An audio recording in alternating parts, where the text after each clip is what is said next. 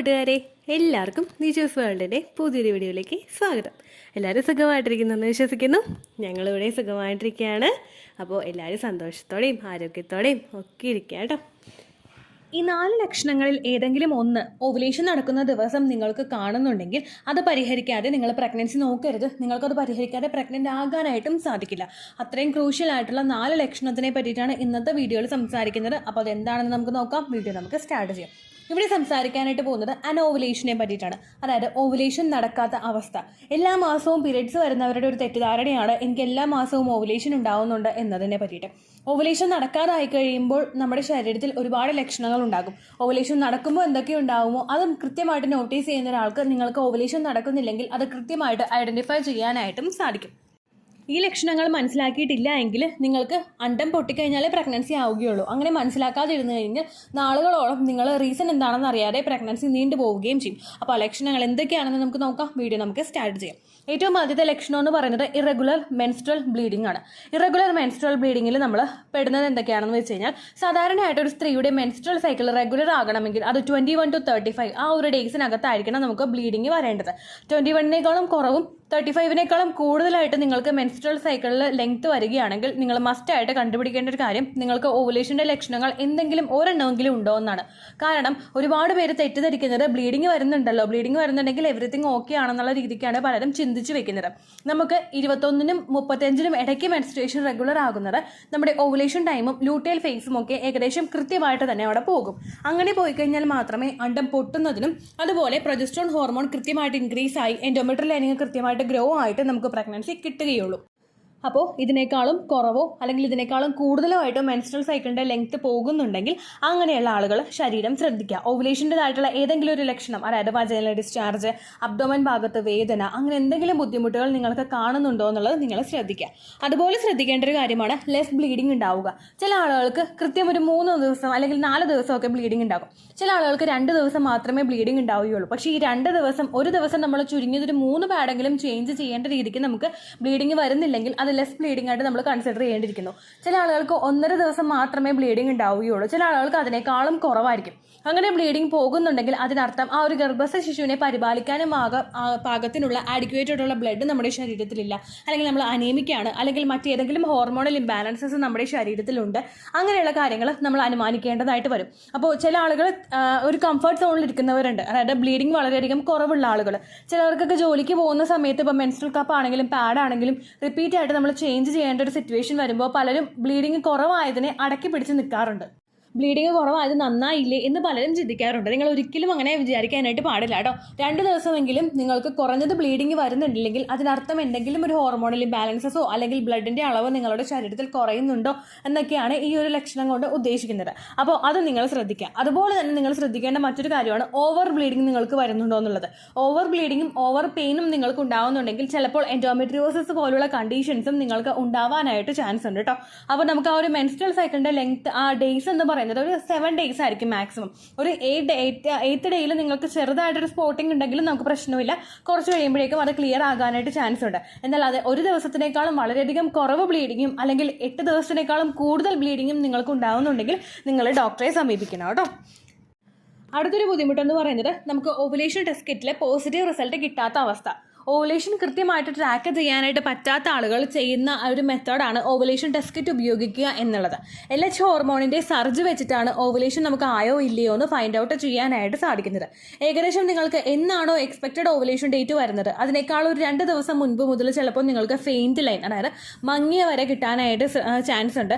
Exact ovulation ഡേറ്റിൽ നിങ്ങൾക്ക് ഭയങ്കര dark line ആയിരിക്കും കിട്ടുന്നത്. അതിനുശേഷമുള്ള ദിവസങ്ങളിൽ നിങ്ങൾക്ക് ലൈറ്റ് ആയിട്ടുള്ള ലൈനും ആയിരിക്കും കിട്ടുന്നത്. ഓവുലേഷൻ ടെസ്റ്റ് കിറ്റ് നമുക്ക് ഈസിലി മെഡിക്കൽ സ്റ്റോറുകളിൽ നിന്നും ഓൺലൈൻ സ്റ്റോറുകളിൽ നിന്നും മേടിക്കാവുന്നതാണ്. ഓവുലേഷൻ ടെസ്റ്റ് കിറ്റിൽ ഒരുപാട് സ്ട്രിപ്പ് അവൈലബിൾ ആയിരിക്കും. നമ്മൾ പ്രഗ്നൻസി ടെസ്റ്റ് ചെയ്യുന്ന സമയത്ത് നമുക്ക് ഒരു സ്ട്രിപ്പാണ് കിട്ടുന്നതെങ്കിൽ ഓവുലേഷൻ ടെസ്റ്റ് കിറ്റിൽ 4 അതിൽ കൂടുതൽ സ്ട്രിപ്പ് നിങ്ങൾക്ക് കിട്ടാനായിട്ടും ചാൻസ് ഉണ്ട് കേട്ടോ. ഇത് കൃത്യമായിട്ടുള്ള ഒരു ടൈം പീരീഡിൽ മോർണിംഗ് യൂറിൻ അല്ലാതെ ഒരു 12 PM ഒക്കെ യൂറിൻ എടുത്തിട്ട് നമ്മൾ കളക്ട് ചെയ്തിട്ട് ചെക്ക് ചെയ്ത് നോക്കുകയാണെങ്കിൽ നമ്മൾ പ്രഗ്നൻസി ടെസ്റ്റ് കിറ്റിൽ തന്നെ 2 ലൈനും വരില്ലേ, അതുപോലെ തന്നെ മെക്കാനിസം ആയിരിക്കും ഇവിടെയും വർക്ക് ചെയ്യുന്നത് കേട്ടോ. അപ്പോഴും നിങ്ങൾ ശ്രദ്ധിക്കേണ്ട കാര്യം ടെസ്റ്റ് ചെയ്തിട്ട് അപ്പോൾ തന്നെയാണോ ലൈൻ വരുന്നത് എന്നുള്ള കാര്യം കൂടി നിങ്ങൾ ശ്രദ്ധിക്കണം. ആ ഓവുലേഷൻ ടെസ്റ്റ് കിറ്റിലും നിങ്ങൾക്ക് പ്രോപ്പറായിട്ട് ലൈൻ ഒന്നും കിട്ടുന്നില്ല എങ്കിൽ, നിങ്ങൾ ഡേയ്സ് കാൽക്കുലേറ്റ് ചെയ്തെടുത്തിട്ടും നിങ്ങൾക്ക് കിട്ടുന്നില്ലെങ്കിൽ അതിനർത്ഥം നിങ്ങൾക്ക് ഓവുലേഷൻ നടക്കുന്നില്ല എന്നാണ്. അതുപോലെ PCOD ഉള്ള ആളുകളുണ്ട്. PCOD ഉള്ള ആളുകൾക്ക് ഓൾവേസ് ഫെയിൻറ്റ് ലൈൻ കിട്ടാനായിട്ടും ചാൻസ് ഉണ്ട്. അങ്ങനെ വരുമ്പോഴേക്കും നിങ്ങൾ ശ്രദ്ധിക്കുക, എക്സാക്റ്റ് ഒരു ഓവുലേഷൻ ഡേറ്റ് നിങ്ങൾ കണ്ടുപിടിച്ച ഡേറ്റിൽ നിങ്ങളൊന്ന് ടെസ്റ്റ് ചെയ്ത് നോക്കുക. അപ്പോഴും നിങ്ങൾക്ക് മങ്ങിയ വരെ കിട്ടുന്നു. ദെൻ പീരിയഡ്സ് കഴിഞ്ഞിട്ട് ഉടനെയുള്ള സമയത്ത് നിങ്ങൾ ടെസ്റ്റ് ചെയ്ത് നോക്കുന്നു, അപ്പോഴും നിങ്ങൾക്ക് മങ്ങിയ വരെ കിട്ടുന്നുണ്ടെങ്കിൽ അത് ചിലപ്പോൾ നിങ്ങൾക്ക് ഇതുപോലെ PCOD ഉള്ളതിൻ്റെ ലക്ഷണവുമായിരിക്കും കേട്ടോ. അങ്ങനെ ആവാനായിട്ടും ചാൻസ് ഉണ്ട്.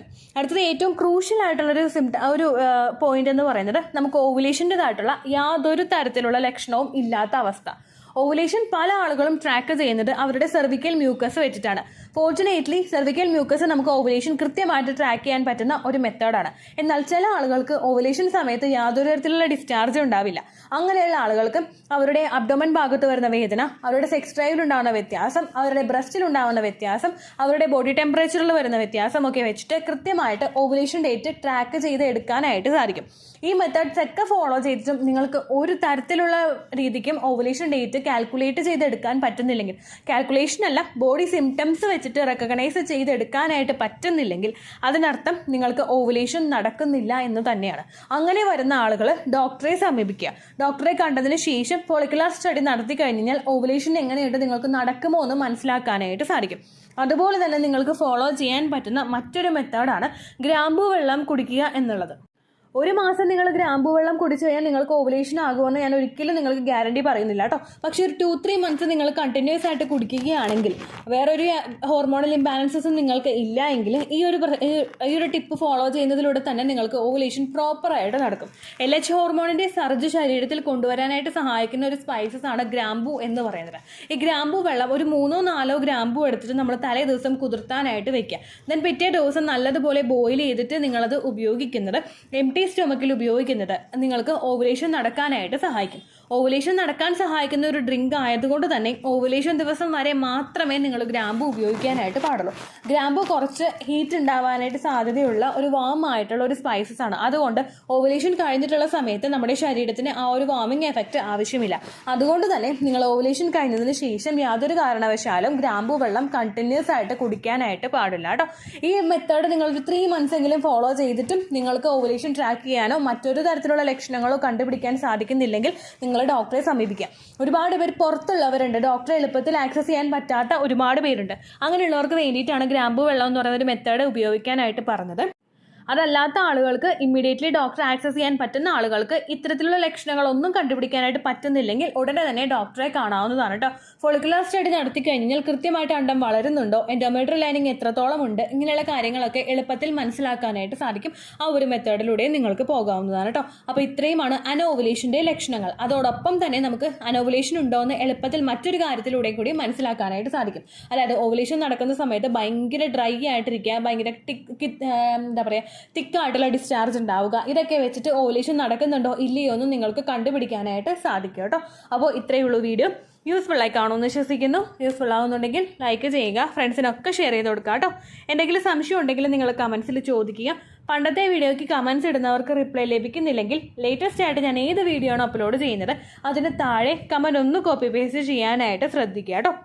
അതുപോലെ ഓൾറെഡി നമ്മൾ തമ്മിലൊരു കോൺവെർസേഷൻ ഉണ്ടായിട്ടും നിങ്ങൾക്ക് റിപ്ലൈ ലഭിക്കുന്നില്ലെങ്കിൽ ലേറ്റസ്റ്റ് ആയിട്ട് ഞാൻ അപ്ലോഡ് ചെയ്യുന്ന ഏതെങ്കിലും ഒരു വീഡിയോയുടെ താഴെ നിങ്ങൾ ആ കോൺവെർസേഷൻ ഒന്ന് കോപ്പി പേസ്റ്റ് ചെയ്യുക കേട്ടോ. അതുപോലെ നിങ്ങൾക്ക് ഓവുലേഷൻ ഡേറ്റ് കാൽക്കുലേറ്റ് ചെയ്തെടുക്കാൻ വേണ്ടിയിട്ട് എന്തെങ്കിലും ബുദ്ധിമുട്ടുകൾ ഉണ്ടെങ്കിൽ നിങ്ങൾ നമ്മുടെ ചാനലിൻ്റെ ഏതെങ്കിലും ഒരു വീഡിയോയുടെ താഴെ വന്നിട്ട് സൈക്കിൾ ലെങ്ത് മെൻഷൻ ചെയ്യാനായിട്ട് ശ്രദ്ധിക്കുക. സൈക്കിൾ ലെങ്ത് എന്നതുകൊണ്ട് ഉദ്ദേശിക്കുന്നത് ഓരോ മാസവും എത്ര ദിവസം കൂടുമ്പോഴാണോ ബ്ലീഡിങ് വരുന്നത് അതാണ് കേട്ടോ സൈക്കിൾ ലെങ്ത്. നിങ്ങൾ ഡേ അല്ല പറയേണ്ടത്. അതായത് ജനുവരി 12, ഫെബ്രുവരി 13 അങ്ങനെ ദിവസം നിങ്ങൾ പറയാനായിട്ട് പാടില്ല. ജനുവരി 12 മുതൽ ഫെബ്രുവരി 13 വരെ എത്ര ദിവസമുണ്ടോ, അതായത് 12, 30, 40, 50, 60 അങ്ങനെ എണ്ണി ഫെബ്രുവരി 13 വരെ എത്ര ദിവസമുണ്ടോ അത് നിങ്ങൾ എണ്ണി പറയുന്നതാണ് ഓവുലേഷൻ ഡേറ്റ് കാൽക്കുലേറ്റ് ചെയ്ത് തരാനായിട്ട് നമ്മളെ സഹായിക്കുന്ന സൈക്കിൾ ലെങ്ത് കേട്ടോ. അതുപോലെ തന്നെ സൈക്കിൾ ലെങ്ത് കാൽക്കുലേറ്റ് ചെയ്യുമ്പോൾ നിങ്ങൾ സ്പോട്ടിങ് കിട്ടിയ ദിവസം എടുക്കേണ്ട ആവശ്യമില്ല. അതായത് ചെറുതായിട്ട് ഡിസ്ചാർജ് ഉണ്ടായ ദിവസം നിങ്ങൾ കൺസിഡർ ചെയ്യേണ്ട ആവശ്യമില്ല. എപ്പോഴാണോ ബ്ലീഡിങ് തുടങ്ങിയത് ആ ദിവസത്തെ നിങ്ങൾ എടുത്താൽ മതിയായിരിക്കും കേട്ടോ. അപ്പോൾ അടുത്തൊരു യൂസ്ഫുൾ വീഡിയോ ആയിട്ട് നമുക്ക് വീണ്ടും കാണാം. ബൈ.